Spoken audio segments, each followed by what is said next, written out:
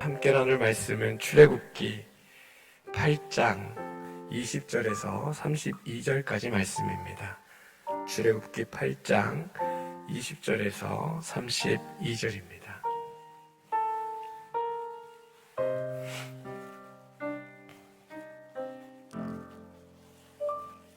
출애굽기 8장 20절에서 32절입니다. 찾으셨으면 한 목소리로 우리 함께 봉독하도록 하겠습니다. 출애굽기 8장 20절에서 32절입니다. 여호와께서 모세에게 이르시되 아침에 일찍 일어나 바로 앞에 서라. 그가 물 있는 곳으로 나오리니 그에게 이르기를 여호와께서 이와 같이 말씀하시기를 내 백성을 보내라. 그러면 그들이 나를 섬길 것이니라. 내가 만일 내 백성을 보내지 아니하면 내가 너와 내 신하와 내 백성과 내 집들의 파리떼를 보내리니 애굽 사람의 집에 파리떼가 가득할 것이며 그들이 사는 땅에도 그리하리라. 그 날에 나는 백성이 거주하는 고센 땅을 구별하여 그곳에는 파리가 없게 하리니 이로 말미암아 내 땅에서 내가 여호와인 줄을 너희가 알게 될 것이라. 내가 내 백성과 내 백성 사이를 구별하리니 내일 이 표징이 있으리라 하셨다 하라 하시고 여호와께서 그와 같이 하시니 무수한 파리떼가 바로의 궁과 그의 신하의 집과 애굽 온 땅에 이르니 파리로 말미암아 그 땅이 황폐하였더라. 바로가 모세와 아론을 불러 이르되 너희는 가서 이 땅에서 너희 하나님께 제사를 드리라. 모세가 이르되 그리함은 부당하니이다.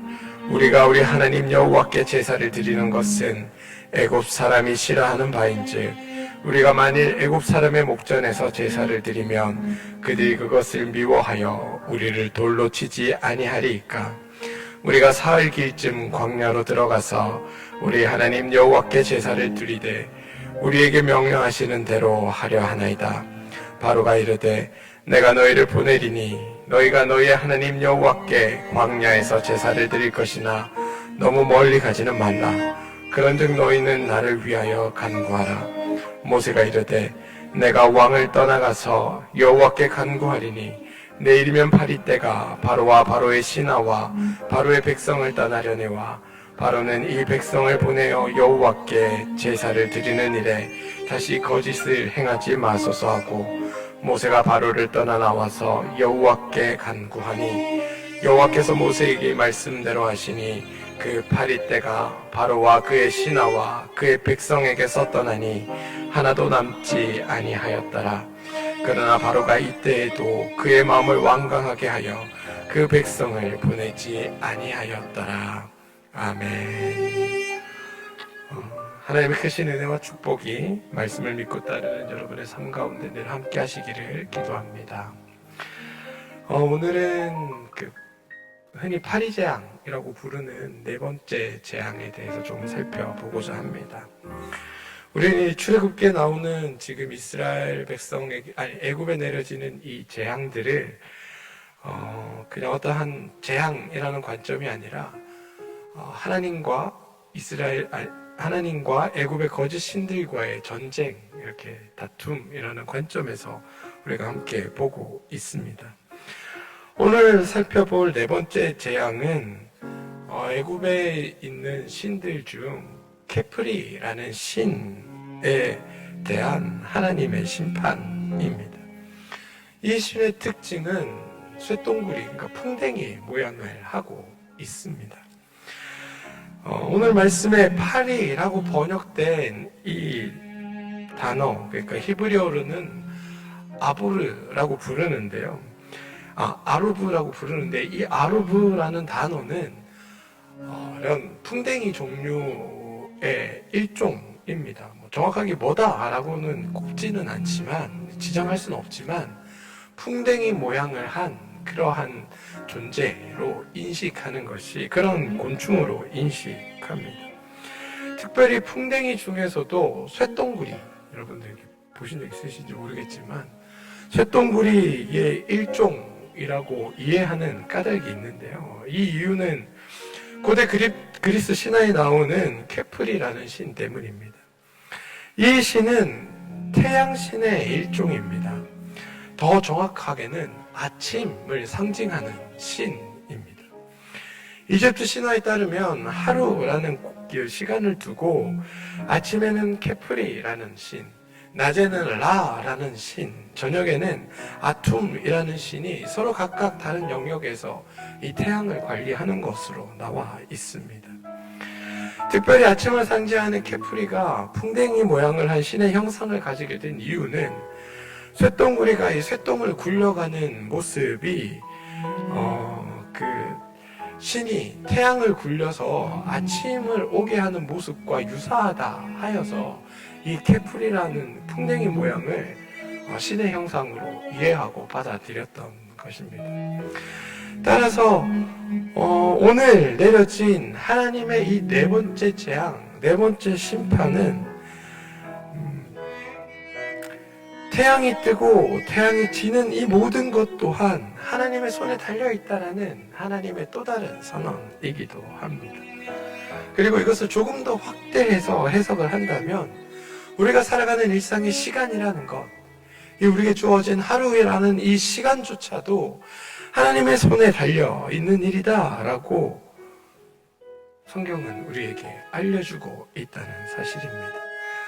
생명의 탄생, 또 그 생명이 번성하는 그 번성함, 그리고 그 생명이 가지는 죽음 뿐만이 아니라 그 일생의 그 큰 일들만을 하나님께서 주관하신 것이 아니라 날마다 우리가 살아가는 그 모든 순간들 또한 하나님께서 주관하시고 하나님께서 이끄시다라는 것이 바로 이 재앙에 담겨져 있는 의미라는 것을 여러분들이 기억하시면 좋을 것 같습니다. 그렇기 때문에 우리는 매일 우리의 삶에서 함께 하시는 하나님을 만날 수 있습니다. 부디 오늘 하루 그 하나님을 만나게 되는 계기가 여러분들 삶에 나타나게 되기를 소망합니다. 우리가 이 네 번째 재앙을 통해서 하나 더 주목해야 할 부분이 더 있습니다. 바로 이 네 번째 재앙부터 하나님께서 하나님의 백성과 애굽의 백성을 구별하기 시작했다는 사실입니다. 이 파리재앙부터 하나님의 백성은 하나님의 전적인 보호를 받습니다. 우리가 이 사건을 이렇게 서로 다른 측면에서 볼 수 있는데요. 그중 하나는 바로의 관점에서 이 사건을 보는 겁니다. 바로와 애굽 백성의 관점에서 이 사건을 보는 겁니다. 바로는 여전히 애굽 신들이 자신들의 절대자라고 믿는 측면이 있습니다. 그리고 이 재앙을 통해서 애굽에 있는 이스라엘 백성들의 이 애굽에 나타나는 이 재앙을 통해서 이스라엘 백성들이 더 이상 자신의 백성이 아니라는 것을 깨닫게 됩니다. 앞선 세 가지 재앙들이 우연하게 발생한 것이 아니라는 것을 바로도 이제 분명하게 알았다는 사실입니다. 그리고 바로뿐만이 아니라 애굽 백성들 역시 이 야훼라는 신이 어떤 존재인가에 대해서 분명한 자각을 가지게 되었습니다. 같은 땅에 사는 이들 중에 하나님의 사람들만 이 재앙에서 면제되었습니다. 재앙은 애굽의 신들을 믿는 이들에게만 내려졌습니다. 사실 앞에 재앙들이 내릴 때만 하더라도 야훼라는 이스라엘의 신이 우리가 믿는 나일강의 신보다, 우리가 믿던 다산의 신보다, 우리가 믿던 사막의 신보다 더 위대하다라는 사실을 애굽에 살던 사람들도 서서히 깨달아가고 있었습니다. 그런데 도대체 이 신이 왜 우리를 이렇게 힘들게 하는지, 왜 갑자기 나타나 우리를 괴롭히는지, 그 목적이 무엇인지, 또 이 신이 정확히는 누구를 위해서 이것을 하는지에 대해서는 아직 이스라엘 백성들도 애굽 백성들도 잘 깨닫지 못하고 있었습니다. 모세와 아노를 통해서 그들이 믿던 신, 그들의 조상의 신, 다시 말해 이스라엘 백성들의 먼 조상 때부터 섬겨왔던 이 신이라는 것에 대해서는 조금씩 알아가고 있었지만 정확하게 이 신이 무엇을 원하는지에 대해서는 애굽에 살던 이들도 잘 몰랐다는 겁니다. 그런데 이 네 번째 재앙이 하나님의 백성과 애굽의 백성들에게 구별되어 내려지는 것을 보면서 이 야훼라는 신이 왜 이런 일을 행하는지, 어떤 목적을 가지고 계신지에 대해서 바로와 애굽 백성들이 완전하게 깨닫게 됩니다. 오늘 말씀에 하나님이 바라는 것이 있습니다. 바로 하나님의 백성으로 하여금 하나님을 예배하게 하려는 것이라는 것입니다. 하나님을 예배한다는 것은 야훼라는 신을 자신의 신으로 인정한다는 얘기입니다. 신으로 인정한다는 얘기는 그냥 우리가 생각하듯이 그래 뭐 그런 신도 있을 수 있어 라고 생각하는 것이 아니라 그 신을 내가 전적으로 신뢰하고 섬기겠다라는 뜻이 포함되어 있습니다. 예배하라 라고 말하니까 그냥 어떤 제단을 쌓아 동물들을 이렇게 불태워 향을 올리는 일로 이해하기 쉽습니다. 교회에 나와 예배 드리는 것으로 우리는 치환해서 생각하기 쉽지만 이 당시에 그 신을 예배한다는 것은 자신의 모든 것을 그 신에게 의탁하는 일입니다. 맡기는 일입니다. 그 신이 나의 전부라고 고백하는 일입니다. 오늘 하나님은 그것을 애굽 백성과 이스라엘 백성에게 요구하고 계신 것입니다. 당신이 나의 주인입니다. 이것에 대한 선언을 하나님께서 요구하고 있다는 겁니다. 하나님은 이러한 재앙을 통해서 자신이 어떤 분인지를 분명하게 알리고 싶어 하셨고, 그리고 그 이유가 바로에게 나의 백성이 나를 예배하게 하는 것이라는 것으로 성경은 표현하여 우리에게 말하고 있는 것입니다. 그리고 그 요구는 지금 하나님을 믿는 우리에게도 동일하게 적용되어 나타납니다.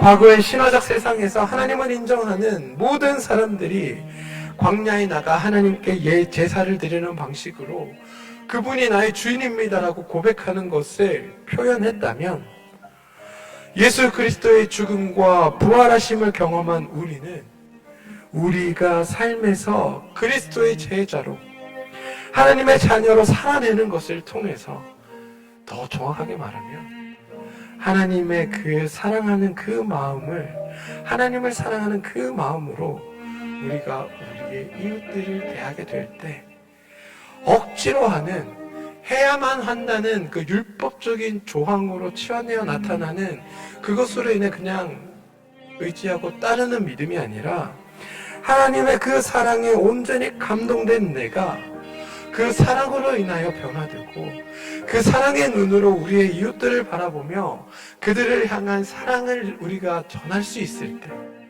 우리를 내어주게 될 때 우리가 하나님을 하나님으로 인정하게 되는 것이라고 성경은 우리에게 말하고 있다는 사실을 우리는 깨달아야 합니다. 우리가 하나님을 믿고 따르다 보면 그리스도인들은 이러이러해야 한다라는 이야기들을 자주 듣게 됩니다. 하나님의 사랑인 사람이니까 저도 방금 사랑해야 한다라는 식으로 여러분에게 말씀드렸지 않습니까? 하나님의 사람이니까 선의를 행해야 한다. 하나님의 사람이니까 너희가 이 땅에서 착한 일들을 해야 한다. 하나님의 사람이니까 너희가 이웃들에게 친절을 베풀어야 한다. 하나님의 사람이니까 너희가 이 땅의 어려움들에 관심을 가져야 한다. 하나님의 사람이니까 너희가 이 땅에 아파하는 이들을 위해 같이 아파할 수 있어야 한다라고 우리는 쉽게 이야기합니다. 그런데 여러분, 주의해야 할 것이 하나 있습니다. 뭐냐 하면, 하나님의 사람이니까 뭐뭐 해야 한다라고 우리가 도장 딱 찍어버리면 그 조항들이 성경의 바리새인들이 지키던 율법 조항과 전혀 다르지 않게 될 수 있다는 사실입니다. 주일은 7걸음 이상 걸으면 안 된다. 주일은 너희가 먹고 살기 위해 이렇게 밖에 있는 동식물을 취해서는 안 된다. 이렇게 말하는 것이 더 복잡하고 어려운 방식으로 우리에게 율법처럼 주어진다는 겁니다. 그냥 그런 거 하지 않으면 됐는데 이제는 선함을 베풀어야 되고 착하게 살아야 되고 이런 것들을 해야 되는 것처럼 우리는 이해가 됩니다. 그런데 성경은 그런 식으로 말하지 않습니다. 너희가 하나님의 그 사랑에 먼저 감동되어 너희가 하나님의 마음을 갖게 되면, 하나님을 온전하게 사랑하게 되면 그 사랑하는 마음이 이웃들에게 그런 방식으로 드러날 수밖에 없다라고 우리에게 가르치고 있다는 겁니다. 그 앞에 전말을 다 빼고 뭐뭐 해야 한다, 뭐뭐 해야 한다, 뭐뭐 해야 한다면 이것은 바리새주의와 다를 바 없다입니다. 물론 그렇게 해서 우리가 살아가는 삶이, 세상이 조금 더 우리의 연약한 이웃들에게 관심을 가져지고 어렵지 않은 일들, 정의로운 일들에 우리가 더 방점을 찍을 수 있게 되는 일들도 생기지만, 궁극적으로 하나님이 원하시는 것은 내가 너희를 사랑하는 그 마음을 너희가 깨닫고 그 마음으로 너희가 세상을 바라보고 그 세상을 나의 마음으로 살아내기를 바라는 것이 하나님의 뜻이라는 겁니다. 이것이 선행되지 않으면 우리의 믿음은 점차 강팍해지고 하나님을 통해 얻어지는 것들이, 교회 와서 수고하고 봉사하는 것들이, 내 삶에서 주어지는 일들이 괴롭고 힘든 일이 될 수밖에 없습니다. 그래서 믿는 우리는 왜 이렇게 힘들까요? 라는 고백을 저절로 드리게 되는 이유들이 우리 마음이 하나님께 감동되지 않았기 때문에, 그 마음 없이 어떤 율법들을 지키는 방식으로 우리가 하나님의 말씀을 지키기 때문에 일어나는 일들일 수도 있다는 사실을 여러분 기억하시기 바랍니다. 얘기가 좀 다른 데로 샜는데요. 오늘 말씀으로 돌아와서 첫 번째 바로와 애굽의 관점에서라면 아까 말씀드렸다시피 이 하나님이 어떤 목적으로 이 일을 행하시는지를 그들이 깨닫게 되었다면, 우리가 이스라엘 백성들의 관점에서 오늘의 재앙을 또 이해해 볼 필요가 있습니다. 특별히 이스라엘 백성들에게는 더 분명한 메시지가 전달됩니다. 이스라엘 백성들의 관점에서 보면 첫 번째, 두 번째, 세 번째 재앙이 내려질 때마다 애굽에 살던 이스라엘 백성들의 삶의 고통은 더욱더 가중되었습니다. 아직 바로는 모세가 찾아와 하나님이 자신들의 백성을 원한다고 이야기했을 때 출애굽기 5장 10절에서 14절에 내렸던 그 애굽의 고된 노동을, 이스라엘 백성을 향한 그 고된 노동을 줄여주거나 없애준 게 결코 아닙니다. 여전히 이스라엘 백성들의 상황은 나아진 게 없습니다. 그런데 거기에 재앙이라는 것이 그들에게도 동시에 엄습하는 겁니다. 원래 힘들 때면 가장 연약한 자들부터 더 큰 괴로움을 겪게 되는 법 아니겠습니까? 지금 고된 노동 위에 재앙이라는 것이 함께 하게 되자 이스라엘 백성들은 노예의 삶으로서의 힘듦과 더불어 재앙으로서의 삶의 고통이 가중되어 경험되어집니다. 이스라엘 백성은 하나님이 우리 편이라며, 우리의 조상의 하나님이라며 어떻게 우리에게 이럴 수 있을까라고 원망했는지도 모르겠습니다. 그런데요, 이 일을 통해 이스라엘 백성들은 사실 그동안 잊었던 자신의 하나님에 대해 다시 한번 생각하는 계기가 됩니다. 그들에게 재앙이 내리지 않는 이 네 번째 재앙을 겪으며 우리를 지키고 인도하실 분은 그래 결국 여호와 하나님 밖에 없구나, 이거를 깨닫게 되었다는 겁니다. 우리를 고난에서 벗어나게 하실 분은 하나님밖에 없구나, 이것이 이들에게 자연스럽게 이해됐다는 겁니다. 지금까지 하나님 없이 살았던 자신들, 하나님을 잊고 살았던 자신들의 모습과 더불어 그럼에도 불구하고 이 하나님이, 이 야훼라는 이름의 신이, 자신들의 조상의 신이었던 분이 지금까지 우리를 잊은 적이 없으시고 다시 한번 우리의 하나님이 되고자, 오늘 나의 하나님이 되시고자 우리를 찾아오셨다, 찾고 계시다라는 사실을 이들이 깨달았던 겁니다. 어떠한 애굽의 신도 약속하지 못했던 것을, 어떠한 애굽의 신도 해내지 못했다는 것을 이 하나님이 우리에게 행하고 계시는군요. 가중되었던 그 고통에서 해방되는 일을 통하여 하나님이 나의 하나님이시고 하나님만이 내가 겪고 있는 어려움에서 나를 건져내실 유일한 분이라는 것을 자연스럽게 알게 되는 것입니다. 사랑하는 성도 여러분, 이는 우리에게도 마찬가지입니다. 우리가 우리를 향하신 하나님의 뜻 안에서 하나님의 마음을 발견하고 하나님을 사랑하는 마음으로 우리의 이웃들을 바라보고 그들과 더불어 살아가기 위해 애쓴다 할지라도 우리는 세상 가운데 생각지도 않은 고난과 어려움을 겪을 때들이 있습니다. 하나님의 선한 일을 하는데 고난이라는 게 언뜻 이해가 가지 않을 수도 있지만 현실에서 우리는 종종 하나님이 계시지 않는 상황에 맞닥뜨리게 됩니다. 하나님이 없는 것처럼 느껴지는 현실 앞에 놓여질 때들이 있습니다. 혼자 떨어져 있는 것처럼 느껴지고 주변에 누구 하나 나를 이해해주는 사람 없는 것처럼 생각되고 세상 일이 내 마음대로 풀리지 않고 뜻대로 진행되지 않아서 나도 모르게 이러지도 저러지도 못할 상황에 놓이게 될 때, 뜻하지 않은 일들로 우리가 주저앉게 될 때, 심지어 세상에 내 편이라고 부를 수 있는 게 아무것도 없는 것 같고 누구 하나 관심 가져주지 않을 때 나의 헌신과 순종이 타인에게 있어서는 내가 꼭 호구 잡히는 것 같은 모습으로 느껴질 때 우리는 종종 하나님이 없는 것은 아닐까라는 생각을 할 때들이 있습니다. 그런데 그때마다 여러분들 이 사실을 기억해 주시기 바랍니다. 하나님은 그런 나를 찾아오시고 나의 하나님이 되어주시고 나를 지켜내시고 내가 겪는 이 어려움을 끝낼 유일한 분이라는 사실입니다. 그리고 그 하나님이 지극한 마음으로 나를 사랑하고 있다는 사실.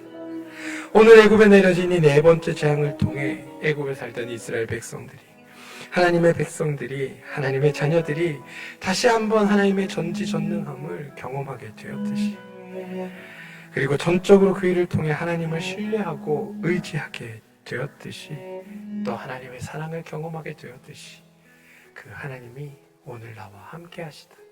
그런 상황 중에 있는 나와 동행하고자 하신다라는 것들을 기억해내시는 여러분들 되기를 소망합니다. 부디 바라기는 오늘 여러분의 삶에 오늘 이스라엘 백성들이 겪었던 그 경험이 오롯이 경험되어지기를 소망합니다. 그래서 여전히 우리를 사랑하고 우리를 위해 우리를 구원하기 위해 우리가 겪고 있는 이 아픔과 고난을 두려움의 시간을 끝내고 너희들을 살려내기 위해 오늘도 우리와 함께 걸으시는 그 하나님을 발견하게 되는 복된 일들이 오늘 여러분의 삶 가운데 차고 넘쳐나기를 주님의 이름으로 축원드립니다. 우리 함께 기도하겠습니다. 하나님, 우리 삶에 닥치는 어려움들, 고난들, 그리고 나만이 겪는 괴로움 같은 것들이 때때로 하나님이 없는 것처럼 느껴지게 만들 때들이 있습니다. 오늘 애굽에 내려진 이 네 번째 재앙은 이스라엘 백성, 세 번째 재앙까지는 아마 이스라엘 백성들에게는 그와 같은 고난이었을 것입니다. 그런데 이 네 번째 재앙을 겪으면서 우리에게 주어지는 이 고난과 어려움을 끊어낼 유일한 방법은 오직 하나님만을 전적으로 신뢰하는 것밖에 없다는 사실을 이스라엘 백성들이 깨달았듯이 하나님 우리 또한 그런 깨달음으로 주님 앞에 설 수 있도록 도와주시옵소서. 지금 나를 두렵게 하고 어렵게 하고 힘들게 하고 나의 마음을 아프게 하는 그런 일들이 있습니까? 오늘 우리를 찾아오셔서 하나님 우리 삶에서의 그 일들을 끊어내 주시고 하나님의 은혜로 우리가 살아가는 복된 날들이 우리 삶 앞에 나타날 수 있도록 도와주시옵소서. 예수님 이름으로 기도합니다. 아멘. 우리 오늘 함께 중보하며 기도할 것은요, 우리 교회에 있는 아이들 위해 기도하기를 소망합니다. 우리 아이들에게 하나님의 크신 은혜와 은총이 내려지고 우리 아이들이 하나님을 알게 되는 놀라운 일들이 나타나게 해달라고 함께 기도해 주시고, 특별히 우리 고3 아이들을 위해 좀 기도해 주시면 좋겠는데, 고3 아이들 이제 수능 수시 원서 접수들을 다 했고 이제 몇몇 친구들은 지금 결과를 기다리고 있고 또 몇몇 친구들은 또 수능 결과를 또 기다리고 있습니다. 수능을 준비하고 있습니다. 이 아이들의 삶에 하나님의 그 선한 인도하심이 나타나서 하나님의 뜻이 이 아이들의 삶을 이끌어갈 수 있게 해달라고 이렇게 기도해 주시길 부탁드립니다. 그리고 특별히 코로나가 지금